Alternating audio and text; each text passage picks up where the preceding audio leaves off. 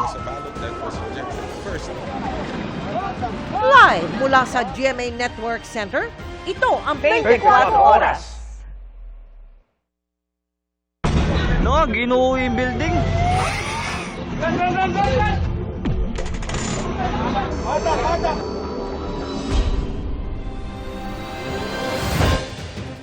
Magandang gabi po, Luzon, Visayas at Mindanao.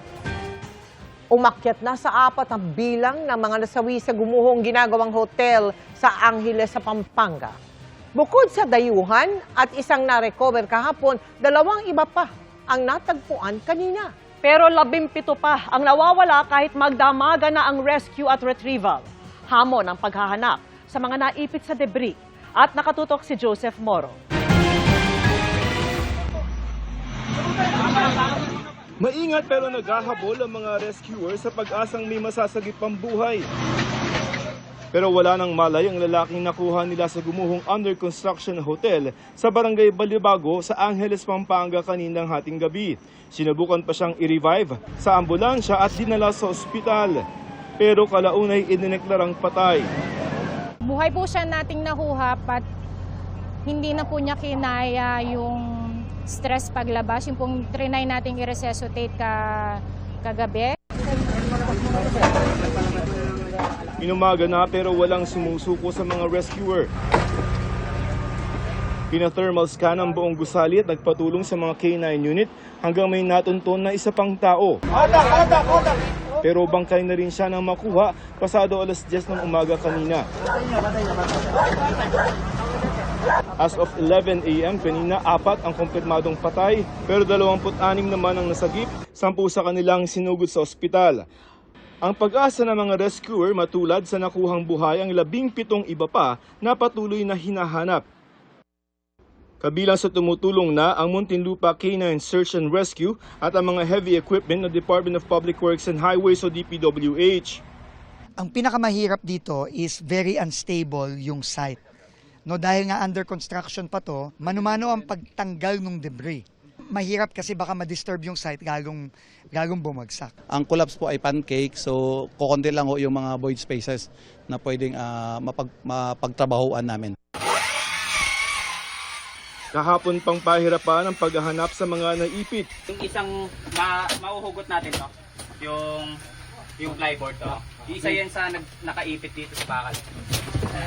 Yung oxygen tank.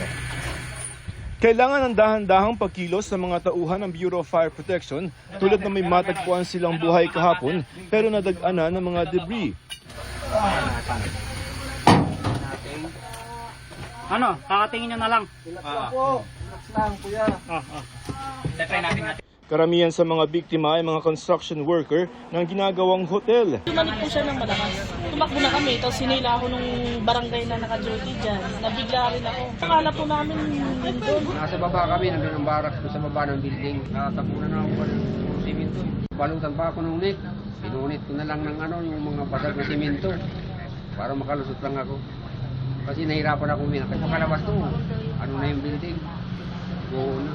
Pero hindi pa kasama sa 47 opisyal na bilang ng nasa construction site ang mga nagtitinda sa paligid na posibleng nadamay kaya posibleng mas marami pa ang nawawala.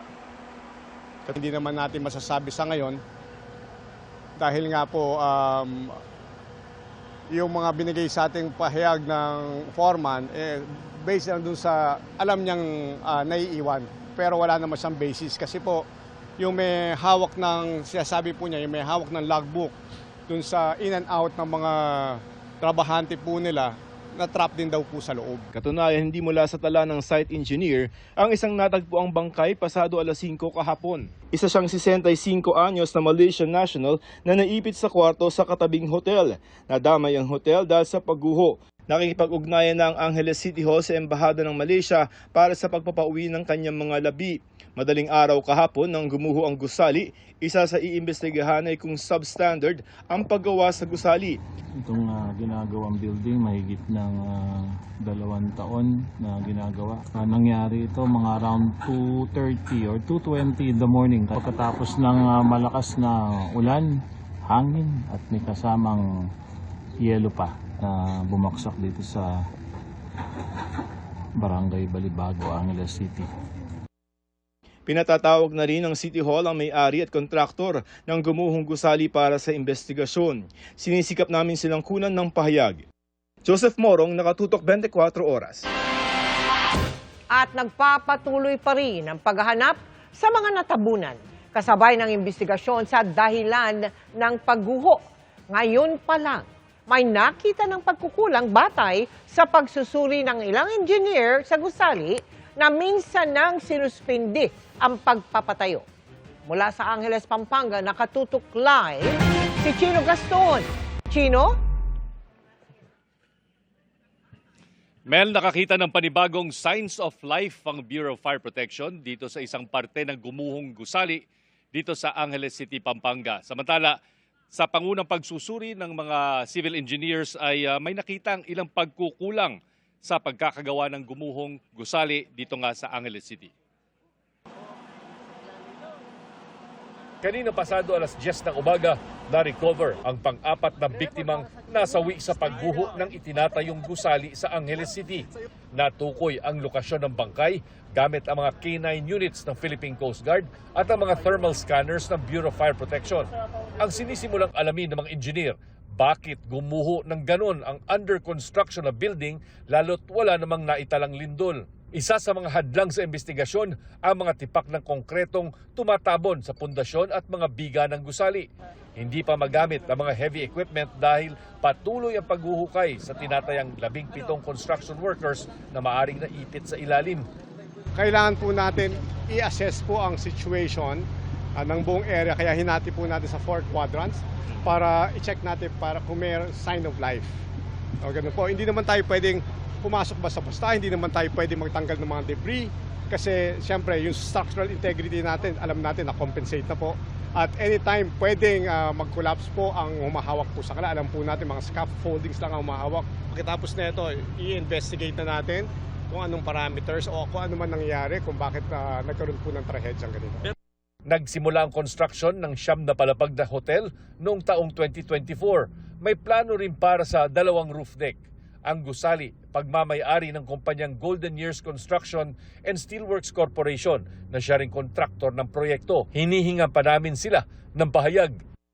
Isa-isa ngayong tinitingnan ng mga volunteer civil engineer ang mga structural plans nito para malaman kung nasunod ba ang mga plano na isinumite sa Angeles City Hall. Kasama sa mga sinusuri ang tibay ng materyales na ginamit sa pagpapatayo ng gusali at kung nasunod ang ibang pamantayan sa construction. So far, anong findings, sir, sa ayaw pa namin ng tawag dito, findings. Okay. Medyo hilaw pa sa ngayon. What did you do? Nakita kaming mga pinag-follow sa code sa construction practice. But, yun muna sa ngayon. Nire-request kasi namin na once na maalis yung mga rubbles, mag-visit namin doon yung site para ma-actual yung mga dimensions ng mga structural materials compared versus supply. Hindi man masabi kung depektibo ba ang istruktura, may mga nakita ng pagkukulang ang mga engineers. So far, anong nakita niyong by violation? Ang baka lang sir, mga standard na mga rebars na dapat meron. Like for example sa mga joints na yung mga confinement, dapat may mga rebars na. Yun yung mga wala.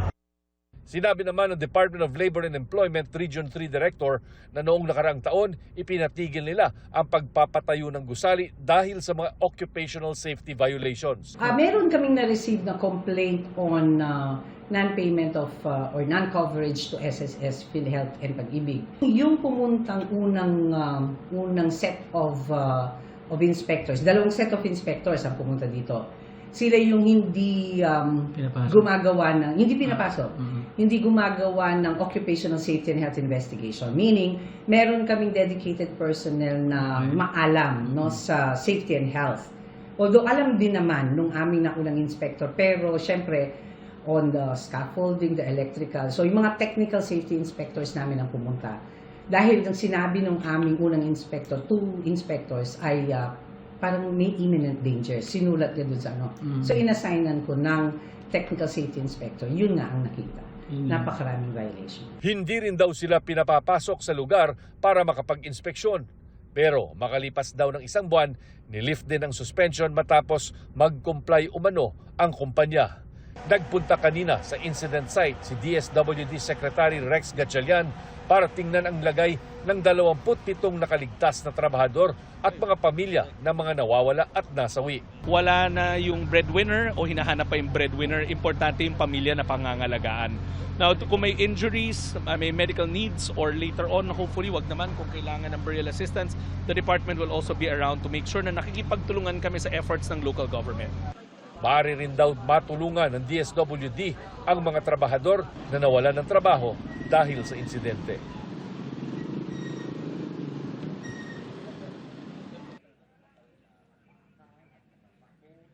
Paliwanag mo nga sa amin yung kanina nabanggit mo na merong nakikitang signs of life.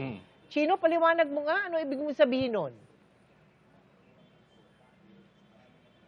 Well, dito sa batay sa ating nakita buong araw kanina na Mel, no, yung signs of life ay nadedetect sa pamamagitan ng 2 bagay. Yung thermal scanning, ibig sabihin meron silang gadget para makita kung may mainit na bahagi ng nasabing gusali at kung yung shape nun ay mukhang tao, so ina-assume natin na tao yon at kung buhay pa, syempre mainit ang katawan, yun po yung magiging reading na maaring buhay pa yung tao, whether unconscious or conscious. Tapos bukod doon, meron ding mga K9 units na ang mission talaga at na-train yung mga aso na yon na mag-indicate or ibig sabihin umupo or magbigay ng ibang senyales na nagsasabi at magbibigay ng impormasyon sa kanyang handler na buhay pa, may tao sa ilalim ng nasabing gusali o anong parte ng gumuhong gusali dito sa Angeles, Pampanga.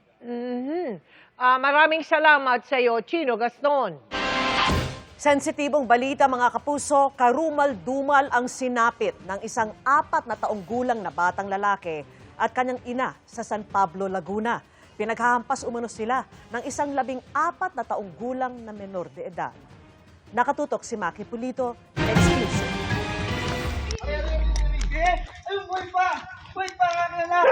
Agad na patakbo ang amang ito nang sa wakas ay matagpuan ang nawawala niyang anak bandang 10:00 kagabi. Nasa ilalim ang bata ng patong-patong na kawayan. Buhay pa noon pero halos mabalot ng dugo. Ito nakuha yung bata, oh. Ayan, oh. Nakita ko dito. Oh, kinalit ka dito. Oh, tignan mo dugo, oh. Ayan, oh. Ayan, damit, oh. Agad siyang itinakbo sa ospital pero idineklarang dead on arrival. Sa parehong madilim na bahagi ng isang subdivision sa San Pablo, Laguna, nakita ring walang buhay ang ina ng biktima. Ang mag-ina, pinaniniwalaang pinaghahampas ng isang 14 anyos na lalaki. Nakaranas umano ng pangmamaltrato ang suspect pero hindi malinaw kung mula kanino. Maltreated, ang initial appreciation doon na mamaltreat na yung 14-year-old, no? Sometimes yung mga salita kasi natin, sometimes it's piercing. Sumuko na ang suspect sa pulisya at itinurn over sa Department of Social Welfare and Development o DSWD. Pero patuloy pang iniimbestigahan ang insidente at mismong motibo ng krimen. Para sa GMA News, Maki Pulido, nakatutok, 24 oras. Huli sa Maynila ang lalaking nang aabuso umano ng mga menor de edad niyang pinsan at kapitbahay. Bukod sa ginagawang kahalayan, pinopost pa umano ng suspect ang mga sensitibong video at litrato online para pagkakitaan. Nakatutok si Mari Zumali. Sa operasyon ng Women and Children Protection Center, nadakip ang isang suspect sa pang-aabuso ng mga menor de edad. Ang kanyang mga binibiktima, sariling pinsan, at ang iba, kanyang mga kapitbahay sa Tondo, Maynila. 6 na menor de edad din ang nasagip. Ang pinakabata, 4 na taong gulang lamang. Ang kanya raw gawain, nag-upload ng mga child sexual abuse and exploitation material. Some of the images, yung mga pinicturan niya lang na yung mga bata are unaware. Halimbawa, naliligo yung bata, pinicturan niya. Pero ang mas mabigat pa raw niyang kasalanan ay ang pagsamantalahan ng isang batang 4 na taong gulang. Nakatulong sa amin na yung tinutulugan niyang computer shop, yung may-ari, one time, nag-review ng kanyang mga CCTV footage at nakita doon na hinahalay niya itong isang bata. Makikita rin ang suspect sa mismong mga litratong ina-upload niya. Kayo raw po ay gumagawa ng kahalayan sa mga bata sa lugar ninyo? Oo. Opo. Bakit sir? Ba't niyo po yung nagawa? Di ko rin alam eh. All malayo mic natin pala. Siguro ma'am, sa ano na lang din po siguro. Parang kagustuhan na lang din po. Ganun po. Ano tumatakbo sa isip mo pag ginagawa mo yun? Alam niyo po bang mali yun? Nung una po, hindi po. Ngayon lang, nung nahuli po ako na mali po pala yung ginagawa ko. Ganun po. Sa kabuuan, 18 cellphone ang nakuha sa suspect na ginagamit umano niya sa kanyang pagpopost ng mahahalay na litrato. Pero itinanggi niya, binibenta niya ang mga ito online. Tinatabi lang po ma'am. Dalawa lang po cellphone ko ma'am. Nakatambak lang po sa bahay. Humingi siya ng paumanhin sa mga biktima. Humingi na lang po ako ng patawad ma'am kung kailangan po. Patawad na lang po. Malam ko na masama po yung ginawa ko at hindi po karapat dapat gawin. Nagsasagawa na ngayon ang follow-up rescue operation ng WCPC sa dalawa pa umanong hinalay din ng suspect. Kasong paglabag sa Anti-Online Sexual Abuse or Exploitation of Children at Anti-Child Sexual Abuse or Exploitation Material Act of 2022 ang isinampa ng mga otoridad laban sa suspect. Kasalukuyan namang nasa pangangalaga ng CSWDO ang mga nasagip na bata para sa counseling at psychosocial intervention. Mariz Umali, nakatutok, 24 oras. Itinalaga bilang Acting Secretary ng Department of Labor and Employment o DOLE si dating Senador Francis Tolentino. Ayon sa palasyo, tiwala si Pangulong Bongbong Marcos sa kakayahan ni Tolentino na nagsilbing senador mula 2019 hanggang 2025. Bago yan, nagsilbi rin siyang Presidential Advisor on Political Affairs noong Administrasyong Duterte, naging MMDA Chairman at alkalde ng Tagaytay, Cavite. Pinalitan ni Tolentino si dating Labor Secretary Bienvenido Laguesma na nagbitiw dahil sa kalagayan ng kanyang kalusugan. Muli na namang binaha ang ilang lugar sa Mindanao. Wala pa mang tag-ulan. Sa Davao City, may mga natrap pa sa sabungang pinasok ng tubig, habang sa Maguindanao del Sur, may mga nagbangka sa baha. Nakatutok si Tina Panganiban Perez. Kinailangan na magbangka ng mga residente ng Sultan sa Barongis, Maguindanao del Sur dahil ang kanilang kalsada nagmistulan ng dagat ng baha. Ang tricycle na ito itinutulak na lang sa taas ng tubig. Maraming bahay ang lubog sa baha. Ganyan din ang sitwasyon sa Barangay Papakan, kung saan pati ang isang moske pinasok na rin ng tubig baha. Sa tala ng PDRRMO Maguindanao del Sur, halos 3,000 pamilya mula sa 5 barangay ang apektado ng baha. Walang naiulat na nasaktan o lumikas dahil sa malakas na pag-ulang dulot ng trough ng low pressure area. Sa Davao City, naantala ang pagsasabong ng 30 residente sa barangay Tamugan. Binaha kasi ang sabungan nang umapaw ang katabing ilog. Matagumpay na nasagip ang mga natrap. Sa Alamada, Cotabato naman, sinusuong ng mga residente ang malakas na ragasan ng tubig sa ilog ng barangay Giling.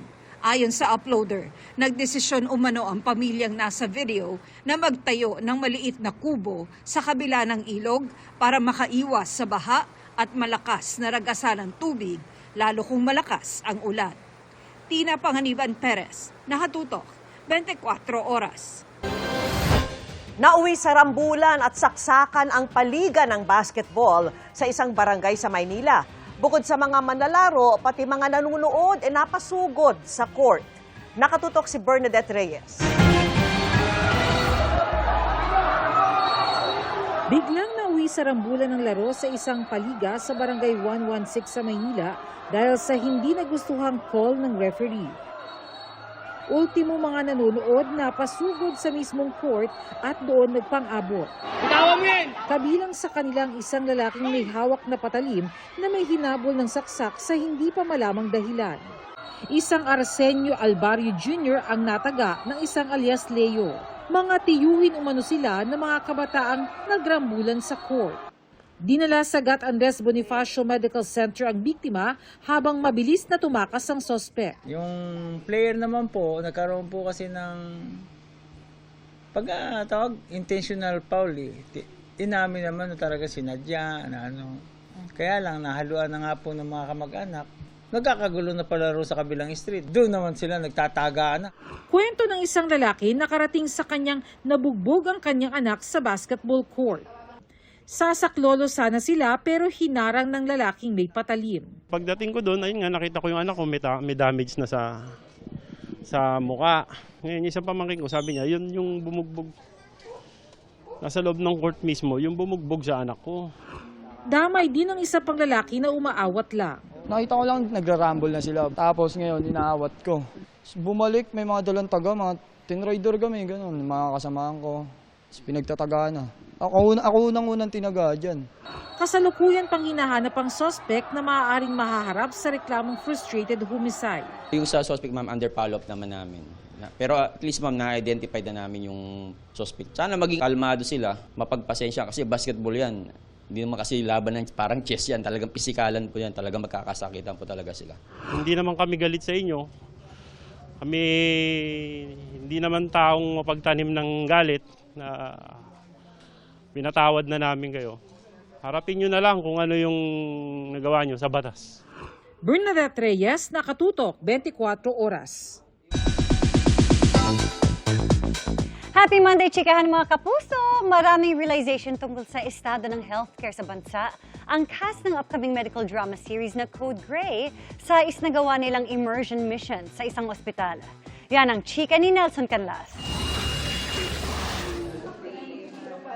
Bago sumabak sa mga matitinding eksena sa inaabangang kapusong medical drama series na Code Gray, sumabak sa isang immersion mission ang cast sa isang real-life hospital.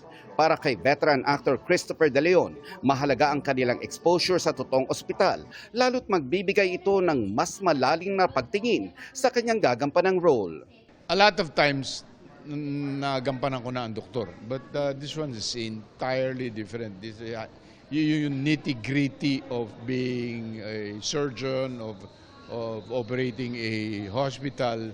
It's not that's going to be just a doctor, nurses.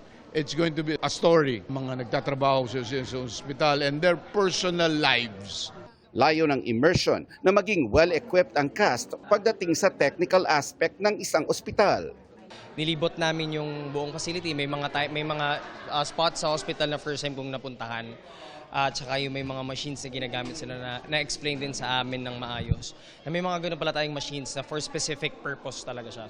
Nagkaroon naman ng newfound appreciation si Christian Bautista para sa mga medical practitioners. Ang unang naramdaman ko ay ang pag-appreciate sa lahat ng doktor, lahat ng nurse na binibigay ang buhay nila para sa ating mga pasyente. Maraming salamat po sa inyo.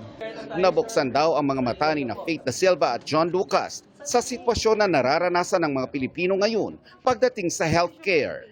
Sa emergency pa lang, kumbaga nakita ko na talaga kung ano yung mga bagay na pinagdadaanan ng mga kapwa nating Pilipino, ang ating mga kababayan, and yung struggles talaga ng life, lalo na kung meron kang niraramdam na sakit. Sobrang daming natutunan, sobrang dami kong babaunin ngayon sa pag-uwi ko about sa medical, and malaking bagay siya kasi nga ito yung gagawin natin teleserye. Nelson Canlas, updated sa Showbiz Happenings. Para patahimikin daw siya. Yan ang sinabi ni Senador Dante Marcoleta. Kaya daw sinampahan siya ng reklamong plunder dahil sa pagtanggap niya umano ng 75 million pesos mula sa 3 individual noong panahong kongresista pa siya. Sabi ni Marcoleta, sasagutin niya ang akusasyon sa tamang forum. Nakatutok si Sandra Aguinaldo. Matapos ang exclusive report ng GMA News kaugnay sa pagsasampa ng reklamong plunder at indirect bribery laban kay Senador Rodante Marcoleta, nag-privilege speech ito para sagutin ang akusasyon na tumanggap siya ng 75 million pesos mula sa 3 individual noong January 2025, panahong nakaupo siyang kongresista. Sabi ni Marcoleta, ang investigasyon ng ombudsman ay paraan para patahimikin siya tungkol sa anomalya sa flood control at dahil sa nalalapit na impeachment trial ni Vice President Sara Duterte. Si Marcoleta ay kilalang kaalyado ng bise. Just last week, I was stunned with the shadow of a complaint filed by the Field Investigation Bureau Office of the Deputy Ombudsman for Luzon. The trump-up charges filed against me and some of my friends are not merely legal accusations. They form part of a deeper and more nefarious design to intimidate independent voices, to punish dissent, and to warn every senator that the price of asking hard questions could lead to personal damnation. If the intention of these cases is to silence me, let me say this at the very beginning. It has failed. I will not be silenced. Sa investigasyon ng Field Investigation Bureau ng Office of the Ombudsman, sinabing nauna nang inamin umano ni Marcoleta na tinanggap niya ang pera nang una siyang questioning tungkol dito ng Commission on Elections. Sa laki daw ng halagang 75 million pesos, hindi na raw ito maituturing na ordinaryong kagandahang loob, kundi korupsyon na para makakuha ng pabor mula kay Marcoleta. Batay rin sa investigasyon, hindi niya umano dineklara ang cash sa kanyang Statement of Assets, Liabilities and Net Worth para sa taong 2025. Ani Marcoleta, sasagot siya sa proper forum. May patama rin siya sa ombudsman. Somebody said, sometimes you need to bend the law to be able to please the people. Am I right, Mr. Secretary Remulla? Secretary Remulla, then Secretary of Justice, now Ombudsman, said loudly, yes, sir. So pwede na nang baluktutin lahat, kagaya ng pambabaluktot na ginawa nila. Pero sinasabi ko, Madam President, they can imprison me, they can arrest me, but I tell them, they still will not win. Itaga nila yon sa bato. Kasama si Marcoleta, 8 sa 13 majority senators ang nahaharap ngayon sa mga kaso, reklamo o investigasyon. Si Senador Bato de la Rosa at Bongo, kapwa tinukoy na co-perpetrators sa kaso ni dating Pangulong Rodrigo Duterte sa International Criminal Court. Si Senador Francis Escudero nahaharap sa preliminary investigation para sa kasong plunder sa Office of the Ombudsman dahil sa flood control scandal. Si Senador Jinggoy Estrada, nirekomenda ng Department of Justice na sampahan ng plunder at graft charges kaugnay din sa maanumalyang flood control project. Nire-review naman ng Sandigan Bayan ang rekomendasyon ng DOJ na sampahan ng kasong katiwalian si Senador Joel Villanueva kaugnay pa rin sa flood control mess. Ang magkapatid na sina Senador Mark at Camille Villar, kasama naman sa iniimbestigahan ng Department of Justice kaugnay sa umunoy market manipulation, insider trading at iba pa dahil sa ilang negosyo ng kanilang pamilya. Nauna nang sinabi ni Senadora Amy Marcos na may nananakot umano sa mayorya para umanib sa minority senators at mapunta sa kanila ang Senate presidency. May operation yata na sungkitin ang napakarami sa amin, ayaw naman magpasungkit. Nung ayaw magpasungkit, kung sino-sino tumatawag at nananakot, naasahan namin sunod-sunod yung mga kaso. Hindi naman to tama. Oo, yung 30, sa 30, wala po siya. Sandra Aguinaldo, Nakatutok, 24 Oras. Mga kapuso, tumaas po ang tsansang maging bagyo ang low pressure area na binabantayan sa labas ng Philippine Area of Responsibility o PAR. Ayon sa Pag-asa, posibleng pumasok yan sa PAR sa Biyernes o sa Sabado. Posibleng kumilos ito pakanluran, hilagang kanluran sa mga susunod na araw. Pero posible pa yang magbago kaya patuloy pong umantabay sa mga update. Bagaman malayo pa ang LPA sa bansa, nagpapaulan na sa ilang bahagi ng Mindanao ang trough o buntot ng LPA. Nag-umpisa na ring magparamdam ang southwesterly wind flow na indikasyong malapit nang mag-umpisa ang habagat season. Sa gitna niyan, patuloy ang pag-iral ng mainit na easterlies sa silangang bahagi ng bansa. Base po sa datos ng Metro Weather, umaga pa lang bukas ay mag-uumpisa ng umulan sa ilang bahagi ng Zamboanga Peninsula at Barm. Pagsapit naman ng hapon, mas maraming lugar ang uulanin at posible ang intense to torrential rains sa gabi. Doble ingat po ha mga kapuso sa banta ng flash flood at landslide. Sa Luzon at Visayas naman, mataas ang tsansa ng pag-ulan bukas ng umaga sa southern portion ng Palawan at probinsya ng Antique. Posibleng magpatuloy sa hapon ang ulan sa Palawan at uulanin na rin ang Ilocos Region, Cordillera Administrative Region, probinsya ng Zambales, gayon din ang Mindoro Island. Asahan din ang pulo-pulo at hanggang kataptamang ulan sa Visayas, lalo sa Samar Provinces at sa isla ng Bohol. Mababa naman ang tsansa ng ulan sa Metro Manila pero huwag pa rin kalimutang magdala ng payong dahil posible ang biglang buhos dulot ng localized thunderstorms. Sa pagpapatuloy ng unang hakbang sa kinabukasan project ng GMA Kapuso Foundation, kabilang sa ating mga napuntahan ang mga kapuso nating katutubo sa Mindanao. Mapait man ang sinapit ng kanilang paaralan, hindi sila nagpatinag sa pagtupad ng kanilang pangarap.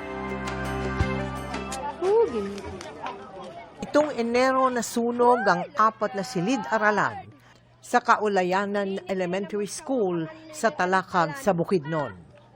The electrical wirings has been for 15 years to 20 years na po. So that's why napakalakas po ng ulan at that time po. According to them, nag-start po yung sunog dito po sa wire. Makalipas ang 4 na buwan, unti-unting nakakabangon ng paaralan sa tulong ng lokal na pamahalaan. Karamihan sa mga mag-aaral dito mula sa tribong Talaandig. Tinupok man ang kanilang paaralan na natiling buo ang kanilang pangarap.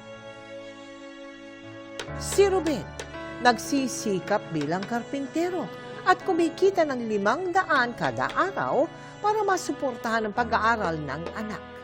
Dapat naman siguro ang buhay namin na masaya kasamang pamilya ko. Magsikap ako ng mabuti para lang maprotektahan ko ang aking anak, aking pamilya. Tinungo ng GMA Kapuso Foundation ang mahirap na daan para bisitahin ang tribong Talaandig. Masaya tayong sinalubong ng mga bata. Hatid natin ang kompletong gamit sa eskwela para sa kanila. Nakarating din tayo sa mga bayan ng Dangkagan at Damulog, kung saan 1,500 kinder at grade 1 student ang ating natulungan. Sa tulong nga mga bag o mga notebook, sa school supply, salamat kaayo dako nagiging tabang sa akong mga anak. That will inspire and encourage our learners. Meron silang mga school supplies na to start the new school year. Sa mga nais makiisa sa aming mga proyekto, maaari po kayo magdeposito sa aming mga bank account o magpadala sa Cebuana Luwalier. Pwede rin via QR code ng GCash at Palawan Pay o mag-donate online sa Globe Rewards at Metrobank Credit Cards, Lazada at Shopee. Nahuli kam ang sapilitang pagsakay sa 2 lalaki sa isang van sa Cebu City. Kakonvoy ng van ang isang kotse. Sakay ng 2 sasakyan ang mga dumukot sa mga biktima. Nagpumiglas pa ang isa pero naisakay pa rin ng mga suspect. Kasama ring tinangay ang nakaparadang sasakyan ng mga biktima na magkasosyo sa negosyo. Hinala ng pulisya, hindi kidnap for ransom kundi personal ang motibo sa pagdukot. Lumalabas kasi sa investigasyon ng pulisya na konektado ito sa car rental. Pinakawalan din sa Naga, Cebu ang isang biktima pero hindi pa natatagpuan ang isa. Person of interest sa ngayon ang unang dinukot. Tuloy ang investigasyon sa krimen.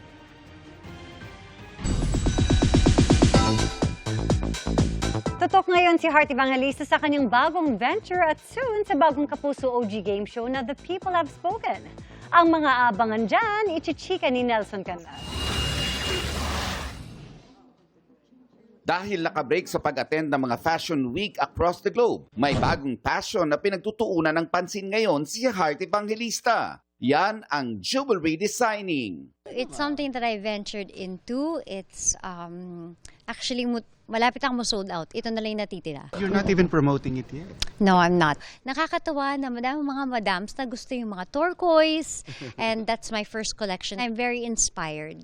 So that's my new venture. Soon, mapapanood naman si Heart sa isang bago at kakaibang original Pinoy game show na magpapakita ng pulso ng ating mga kababayan sa iba't ibang usapin. Panalo ang maraming opinyon sa The People Have Spoken. Masaya to.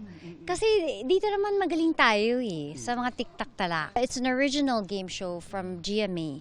So, nakaka-excite. Kasi masaya lang na magpakatotoo. And I feel like by being expressive with what you want to say, it's a good time to discuss and to let out some sentiments, 'di ba? At mananalo ka pa kung mataas yung persento, kung tama ba yung dahilan mo.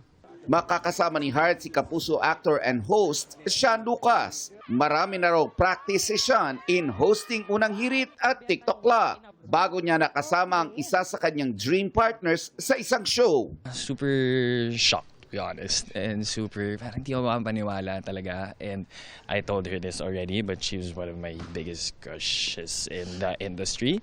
Yeah. So for me to be working with her now is kind of crazy to me. Easy kasi na to turn off na siya ngayon pa lang. Kasi parang, Grabe! nung nakilala niya ako, ay, wala siya. Mapapanood na ang The People Have Spoken sa June 6 pagkatapos ng 24 oras weekend. Nelson Canlas updated sa Showbiz Happenings. Montik nang maging kwento ang masayang paliligo na magkakaibigan sa isang talon sa Pili sa Camarines Sur.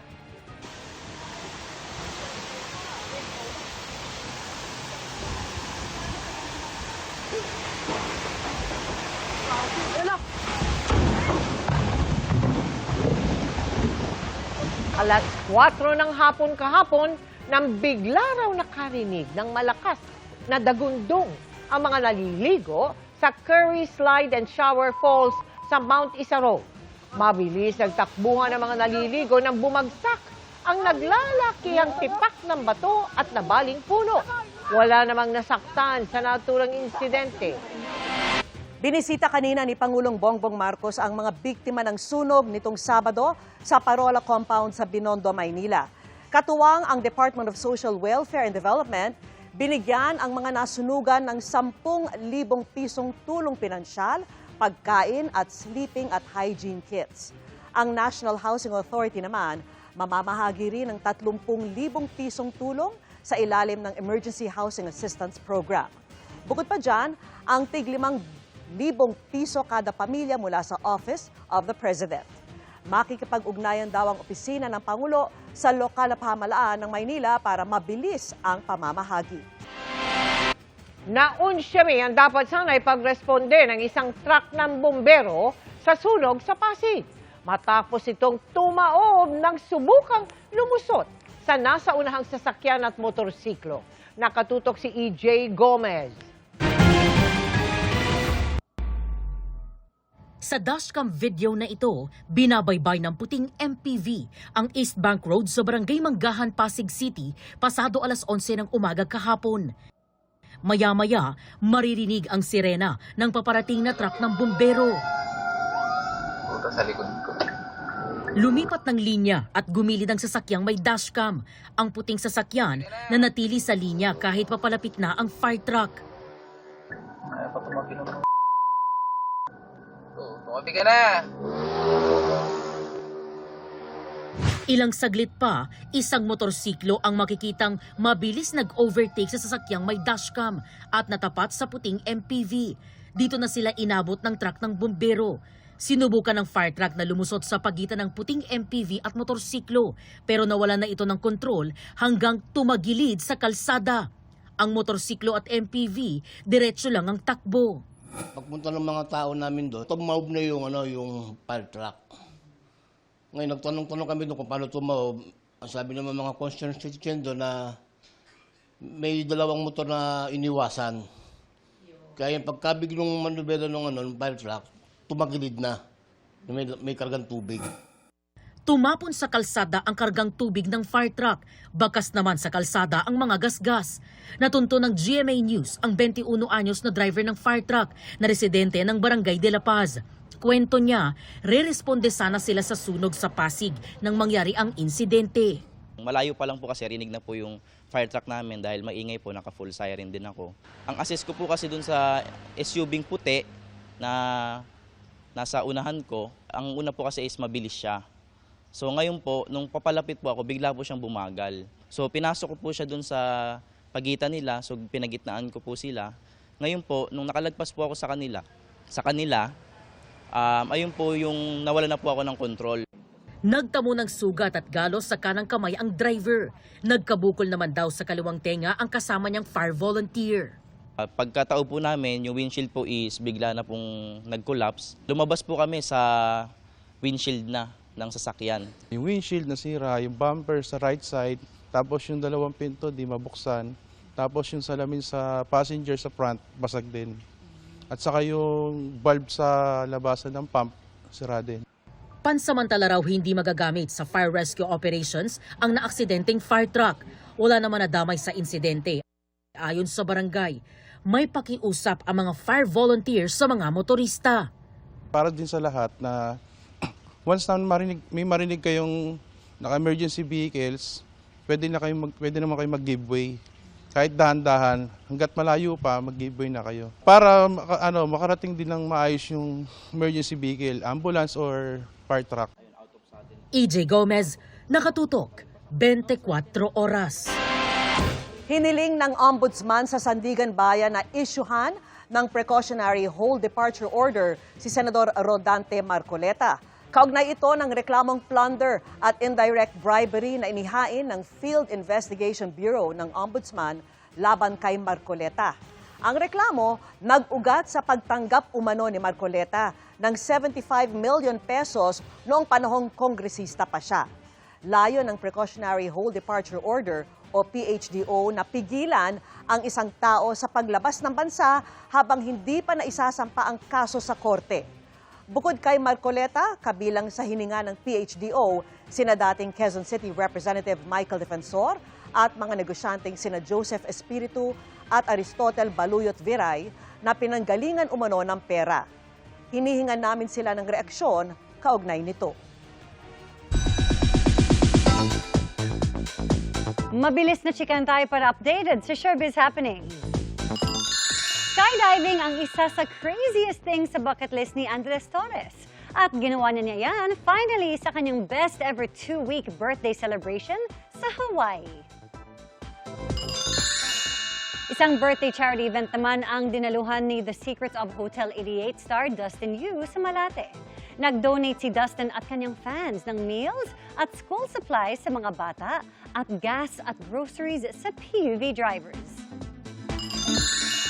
It's a fun weekend din para kay Mikey Quintos. Nakipag-bond si Mikey with her fans bilang pasasalamat sa kanilang continuous love and support.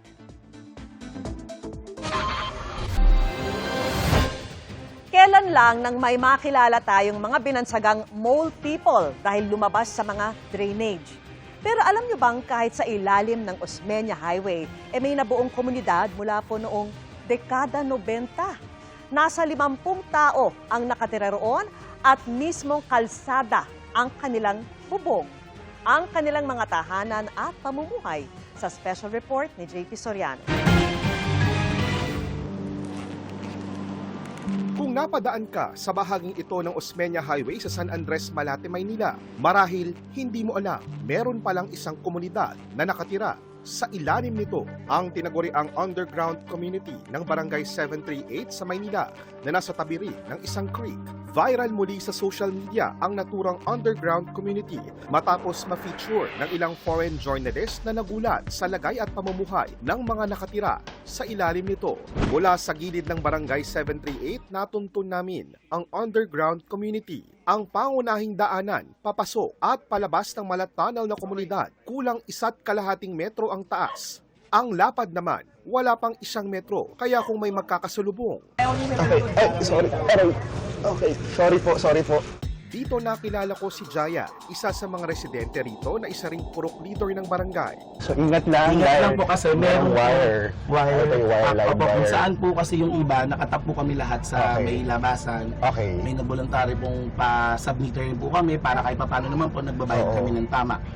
Okay, pero delikado to, Jaya, kasi di ba baka mag-short, no? Mag-short, at saka maabot ng mga bata. Ito po yung isa sa mga inaano namin. Okay. Iniiwasan namin. Ang mga bahay may electric fan, PV, at iba pang appliance. Aabot ng 700 hanggang 1,000 pesos ang binabayaran nilang kuryente sa ilang kapitbahay na naka-submeter na pinagkokonektahan pa ng sala-salabat na linya ng kuryente sa underground community. Ang tubig, libre raw at naikonekta nila sa ilang tubo sa ibang bahagi ng barangay. Dito, diretso na ang inom ng tubig, maging ng ilang mga bata. May 2 common CR o palikuran ang underground community ng barangay. Ang CR na ito, halos 1 metro lang ang taas. Ang batya na ito, ang paliguan ng lahat at ang inidoro, diretsyo na sa sapa. Kung nasa 1.5 metro lang ang taas ng pangunahing daanan, sa mga mismong bahay o unit kung tawagin nila, mas sumisigit pa. Sa unit ni Erlinda halimbawa, kulang pa sa 1 metro ang pagitan ng espasyo mula sa kama hanggang sa sementadong bubong sa ilalim ng Osmeña Highway. 1990 pa raw nakatira rito si Erlinda. Dito na nagkaasawa, 8 anak at 14 na apo. Ngayon, kasama niya ang isa sa kanyang mga anak at 6 na buwang gulang na apo na si Bibi Pollen. Sa loob ng 4 na dekada, naranasan na raw ni Erlinda ang abutan ng lindol, baha at sunog. Napakainit, hindi ka makatulog dahil sa sobrang init. Tapos yun nga pagbabaha, saan ka pupunta? Pumapasok po ang tubig dyan. Malaba mga daga, ipis, mga alupihan, mga basuran. Wala ka mapupuntaan kundi sa highway para makatulog lang ng panandalian. Ang mga daga, nasing laki raw minsan ng mga pusa, ang dahilan kung bakit hindi siya makatulog sa gabi dahil kailangan niyang protektahan ang apo. Minsan sa yung kamay, biglang gaganunin ko, tumatalsik yung daga. Mapapasigaw lahat no? Pero kayo sanay na. Sanay na kasi wala talaga kami mapupuntahan. Kung sa bahay ni Erlinda medyo nakakaupo pa sila, ang ibang unit na nasa mas dulong bahagi, mas maliit at mas masikip pa, kulang na sa 1 metro ang taas. Pagapang. Lalo pag bumabaha. Marami raw sa nakatira rito, nagtatrabaho bilang delivery riders. Kaya kung papasok sila sa trabaho, kailangang ipadlock ang mga unit. Mga kapuso, nandito po tayo sa ilalim po ng Osmeña Bridge o Osmeña Highway. Ito yung underground community, abot po sa 40 to 50 na pamilya ang nakatira dito. Wala pa akong 30 minutes na bumibisita sa kanila, so pawis na po ako. Pero sobrang init, imagine niyo po yung mga kababayan natin nakatira dito. Pero kompleto sila dito, may kuryente, sa mga wires na nakakonect po sa labas, may tubig. Obviously, napakahirap ng buhay. Kumbaga sabi, para sa iba, unimaginable. Pero sabi po nila dito, masaya daw sila. Yung sitwasyon na meron kami, dinadaan na lang po namin sa inuman, saya at sa kakantahan. Madalas po talaga meron ditong party like pag nagsama-sama po kami mga kabaklaan dito at ibang tao, nandiyan po yung nababiral kami sa video na masaya lang po, ganun. Basta masaya lang po kami. Pero kung iniisip daw ng iba na nakontento na sila sa ilalim na bahaging ito ng Maynila. Nangangarap din po ako sa sarili ko na sana, balang araw, mabigyan naman kami dito ng pansin na magkaroon kami ng sariling bahay. Dahil siyempre lumalaki mga apo ko, tsaka tumatanda ako. Hangad din po namin na mapansin o makita ng national government yung sitwasyon na meron kami. Hindi kami husgahan. Dapat tanungin muna nila kung ano yung pinagdadaanan namin. Ayon sa mga opisyal ng barangay, patuloy daw ang pakikipag-ugnayan sa kanila ng DSWD at iba pang ahensya ng national government para sa isang permanente at mas ligtas na relocation. Pero ayon sa chairman ng barangay, na-relocate sila dati sa Kabuyaw, walang trabaho, malayo, kaya napipilitan silang bumalik kasi andito, madali ang trabaho rito, nakakakuha ng trabaho. May mga anak kasi, hindi mo rin sila mapigil na may mga anak sila na dapat buhayin kaya naghahanap sila ng trabaho. Wala pang tugon ang Manila City LGU kaugnay sa plano para sa mga nakatira sa underground community ng Maynila. JP Soriano, nakatutok, 24 oras.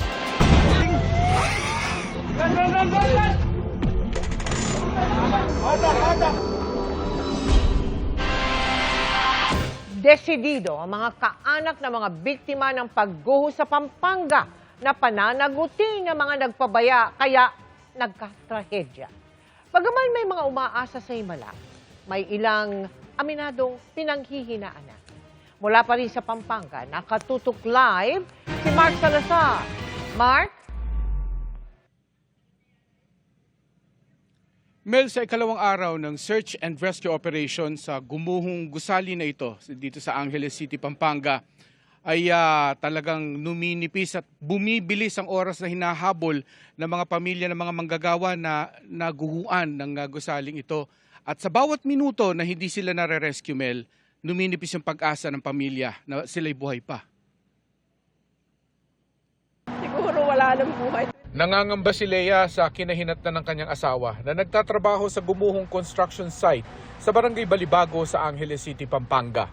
Pagdating ko, hindi ko na po siya makontak. 24 hours na sila dyan, hindi pa kumakain. Kahit siguro tubig, wala. Hindi na ako umaasang buhayan. Pero si Mirna, arugante, buong buo ang pag-asang buhay pa ang anak na si Ferdy. Buhay ang anak ko kasi nung pagpunta ko rito hindi ako kinakabahan. Sabi ko buhay ang anak ko kasi ang lakas ng ano ko eh. Ay ko buhay ito. Pero nung dumaan ng isang araw, 2 araw, wala pa nare-rescue. Nanghihina ako. Sabi ko kung ako lang papasukin ko man yun. Maligtas ko lang ang anak ko. Isa rin ang pinsan ni Juan sa mga skilled workers na natabunan sa site. Hanggang dulo raw siyang aasang maliligtas ang kanyang pinsan, bagamat unti-unti raw niyang tinatanggap kung iba ang kalabasan. Maraming kalaban habang nasa ilalim kahit buhay ka eh. Una nga, yung sinasabi niya, gutom. Pero yung sa gutom, magagawan pa ng paraan yun eh. Pero yung dehydration, kung high blood siya kasi may edad na to, nasa 50 plus. Kaya yun ang mga pwedeng maging dahilan para siya hindi na ma-retrieve ng buhay. Kasama ang iba pang pamilya ng mga biktima sa tent malapit sa guho, natutulog sila Mirna at Juan dahil gusto nilang tutukan ng rescue operation na sa tingin nila'y mabagal. Hindi raw maiwasan ni Mirna na isipin na baka hindi lang anya pinapahalagahan ang kanyang anak kaya mabagal ang rescue operation. Mga simpleng manggagawa lang yung mga nadagaanan eh, kaya wala silang pakailam sa buhay. Ang ine-expect nila patay na lahat yung mga tao dyan. Gayunman, naipaliwanag naman daw sa kanila ng mga rescuer kung bakit mahirap ang sitwasyon. Kasi nga daw, baka daw umuuga daw po yung yung mga bakal, baka pag pinwersa daw po, gumuho. Yung mga rescuer pa yung madali. Yun din yung sinabi sa akin na hindi basta-basta pwedeng tanggalin yung dahil pag tinanggal mo yung nasa ibaba, pwede raw lumaglag mula taas. Magmula po nag-umpisang gumuho yan, nandito na po kami. Medyo mabagal ang Mabagal. Pero meron namang binibigay sa inyo kumbaga may pag-asa pa. Opo, laging ganon. Pero minsan sinasabi nila nahihirapan daw silang maghanap.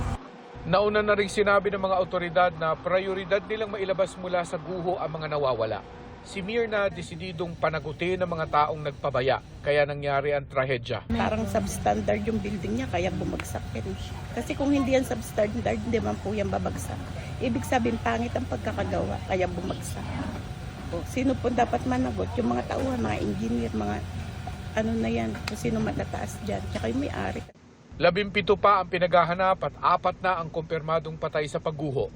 Pinakaunang nakuha kahapon ang bangkay ng isang Malaysian national na naipit sa kwarto sa hotel na katabi ng gumuhong ginagawang construction site.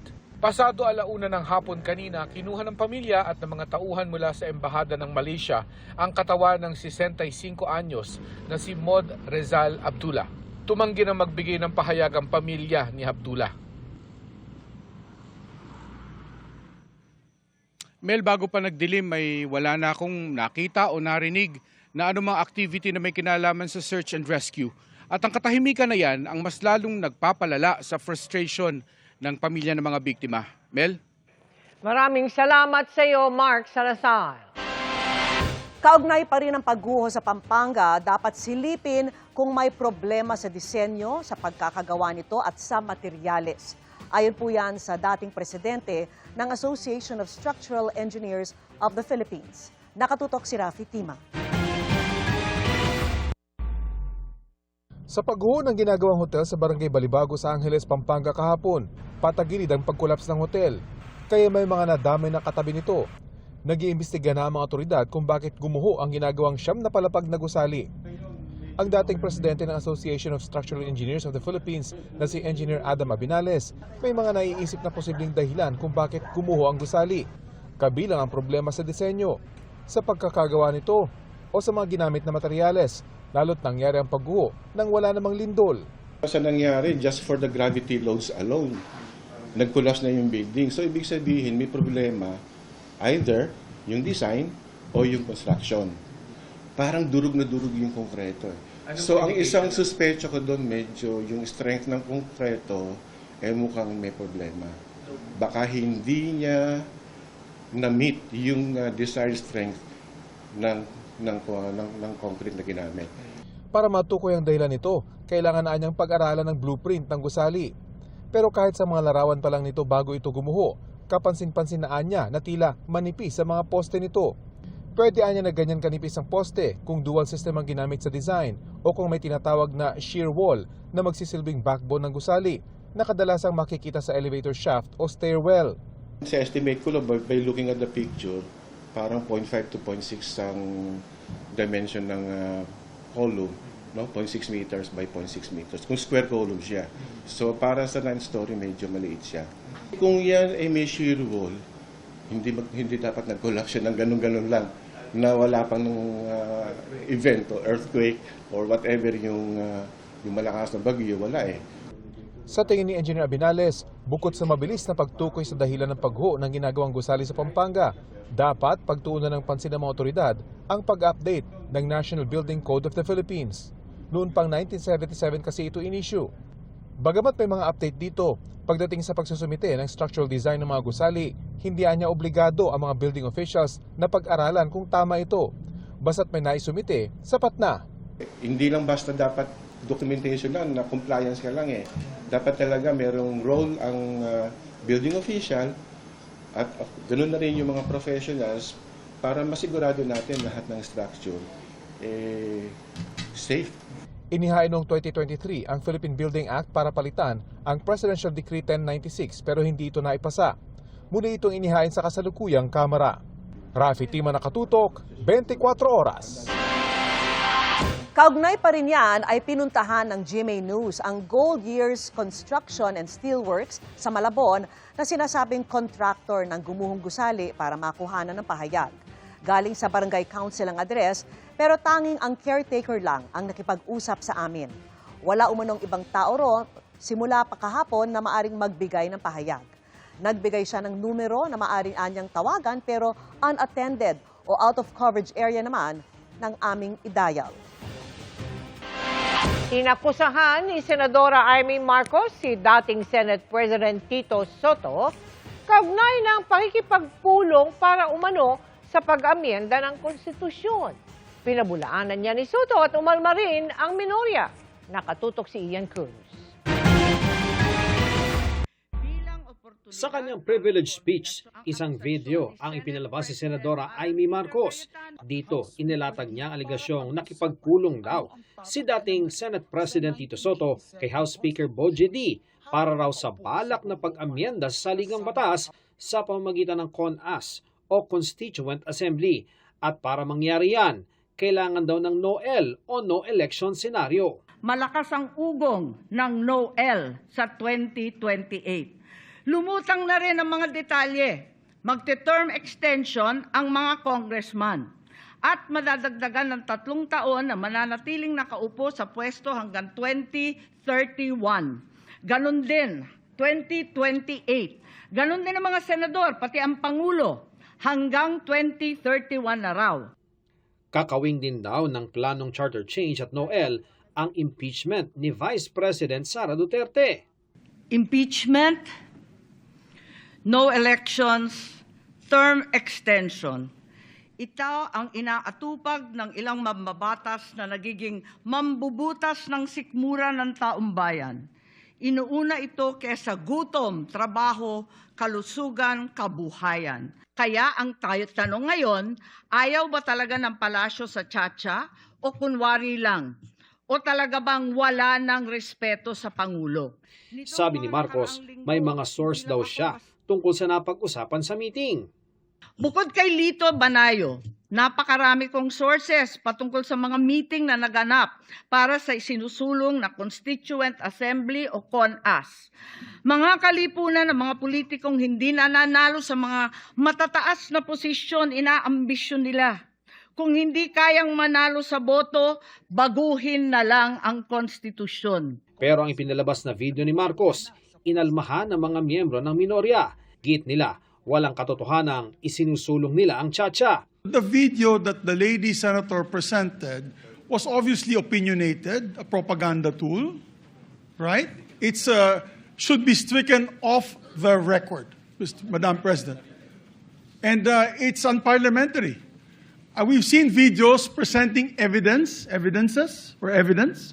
on issues that are taken up on the floor. Inday-badiday na ba tayo dito sa Senado? Kaya nga sinasabi, we're a circus. I apologize to those who are watching. Si Soto, sinegundahan ng motion ni Zubiri, sabay umalma sa alegasyon sa kanya ni Marcos. Nag-usap kami, nakita kami. As a matter of fact, you will not be surprised. You should not be surprised if I often see Bo GD. Because Bo GD is my golf mate. During that time, na pinag-uusapan nila yung na binabanggit na nag-meeting daw kami dahil sa Chacha. Parang ganun ang dating eh. That's not true. Pero kontra sa motion ng kasama ni Marcos sa mayorya. I have not heard any word from Senator Jaime Marcos that offended the sensibilities of our counterparts in the minority. I'm objecting to the motion. Wag po tayong balat sibuyas. Matapos ang mahabang debate, binawi rin ni Marcos ang video sa hiling ni Senate President Alan Peter Cayetano. I-withdraw ang video kung yan ang gusto. Sana kapalit niyan, ipangako natin lahat sa ating taong bayan na walang term extension na mangyayari at na may eleksyon sa 2028. I withdraw also my motion. Ian Cruz, Nakatutok, 24 Oras. Naghain ng reklamong plunder at technical malversation ang health advocate na si Dr. Tony Liachon laban kay Executive Secretary Ralph Recto at iba pang miyembro ng gabinete. Kaugnay po yan ng iligal umanong paglilipat ng 60 bilyong pisong pondo ng PhilHealth sa National Treasury. Ayon sa PhilHealth, naibalik na ang pera nitong Marso. Pero sabi ni Liachon, ang umunoy pagbabalik ng pondo ay ginawa ng Kongreso sa pamamagitan ng pagbuo ulit ng bagong item sa 2026 budget. Dapat anya bayaran ng Department of Finance at Department of Health ang mga utang ng PhilHealth. Ang reklamo, tinawag ni Recto na harassment at nuisance. Ang paglipat umano ng pondo ay iniutos ng batas sa ilalim ng General Appropriations Act of 2024. Iginiit din niyang naibalik na sa PhilHealth ang 60 billion pesos.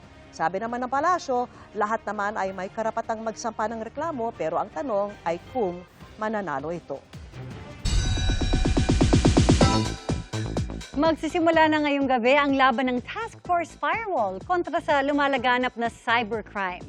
At kung looks familiar ang character na galo ni Miguel Tan Felix, siya rin kasi sundalo na lumabas sa unang episode ng The Master Cutter na nag-crossover na. Makichika kay Nelson Canlas. Proud son and kuya si Miguel Tan Felix. Yan ang ikinwento niya sa sit-down interview niya sa GMA News Interviews kasama ang kanyang co-stars sa Task Force Firewall na sina Kylie Padilla, Kailin Alcantara at Cheska Fausto. Napag-usapan ang pagdami ng followers ng kanyang family members sa social media. Bukod sa mga nakatutuwa at nakakatakam na cooking videos ni Mommy Grace, hinahangaan din ng netizens ang workout videos ng nakababatang kapatid ni Miguel na si Yuan. Yun ang batak. Baka kasi na-inspire ka kaya gusto mo maging batak na rin. Hindi, sabay kami nag-gym minsan. Ako, happy ako kasi yun, kahit papano nagiging bonding rin namin yun ni Yuan. Kunyari, gumawa ng content, tatanong siya sa akin na, ano magandang caption dito? Ano magandang picture? Ako kasi matagal na akong nagpo-post social media, so kahit paano meron akong knowledge din. Pag may free time naman, gumagawa kami ng content ni Mami, minsan nagsasuggest ako. So, yun, masaya siya, masaya.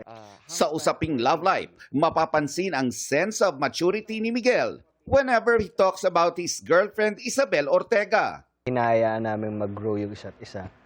Kasi naniniwala ako na kailangan kompleto kapag nasa loob ka ng relationship. Hindi parang iisang tao lang kayo. So ako, happy ako na meron siyang sariling mundo, meron akong sariling mundo. So every time na mag-uusap kami, may iba siyang nakukwento, may iba akong nakukwento. Mas natututo kami sa isa't isa. Meron ba kayong you know, yung parang, once a week at least, magkikita tayo lang dalawa, parang gano'n. Kung hindi po kaya, hindi pinipilit. Pero ang kumbaga bare minimum is pag may time sa gabi, kasi taga north siya, ako south so sobrang layo. Maglaro ng game sa computer. Parang yun yung bonding namin. Bibida si Miguel sa upcoming action drama series na Task Force Fireball na mapapanood na mamaya. Pero spoiler alert, napanood na ang kanyang karakter na si Galo 2 weeks ago sa maaksyong eksena ng The Master Cutter na pinagbibidahan ni Dingdong Dantes. Crossover siya. Kumbaga, si Galo sa Master Cutter, yun si Galo 10 years ago. After 10 years, nandito na siya sa Firewall. Nag-retire siya sa military. Since nag-exist si Galo sa Master Cutter, possible na mag-exist din si Atoy sa Firewall. Posible kung hindi busy si Kuya Dong. Sa Task Force Fireball, ipapakita ang iba't ibang layers ng kanyang karakter bilang isang agent na naghahanap ng nawawalang kapatid. Last year pa raw ang kanilang preps para sa serye, tulad ng firing, martial arts, at ang ipinakita sa social media kamakailan lang na rappelling. Hindi madali yung taping namin Napakadaming action. Lalo na ako na first time sa sabak sa hard action. Hindi siya biro, nakakapagod siya. Pero masaya. So excited akong mapanood yung sarili ko sa action. Excited akong mapanood yung chemistry namin. Kasi isa yun sa mga pinaka-tinrabaho namin Dapat pag nakita kami sa screen, parang team talaga kami. Bukas, sa pagpapatuloy ng GMA News interviews, mas magiging madamdamin ang mga kwento. Hindi ko yun in-expect. Kumbaga, I risked it all. Just to... Nelson Canlas, updated sa Showbiz Happenings. At yan ang mga buwan naman akong chika this Monday night. Ako po si Iya Arellano. Miss Mel, Miss Vicky. Thanks, Iya. Salamat sa iyo, Iya. At yan ang mga balita ngayong Lunes. Ako po si Mel Tiang. At ako po si Vicky Morales. Ito ang GMA News. Walang kinikilingan, walang pinoprotektahan. Noon at ngayon, serbisyong totoo. At dahil hindi natutulog ang balita, nakatuto kami 24 oras.